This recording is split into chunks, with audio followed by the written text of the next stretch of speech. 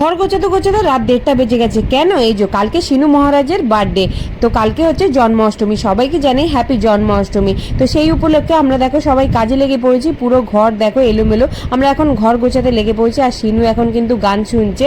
সোনার বউ জন্ম নিল নদিয়া নগরে, আর এদিকে আমরা দেখো কাজ করছি, সব কিছু গোছে কাজ করছি। আর অনেক দিন ধরেই ময়লা পড়েছিল, আর শিনুর ব্যাকগ্রাউন্ড করবো সুন্দর। আর তো কাজ করতে করতে আমার খিদে পেয়ে গেছিলো, তাই আমি রাতের ডিনারটা নিয়ে চলে আসলাম। আমি খাওয়া দাওয়ার পর তারপরে সোনাকেও খাইয়ে দিয়েছি। এদিকে দেখো বর তো এদিকে ছড়িয়ে মরিয়ে চলে গেছে, আরশোলাও হয়েছিল, আরশোলার ওষুধ দিয়ে মেয়েটে দিয়েছে।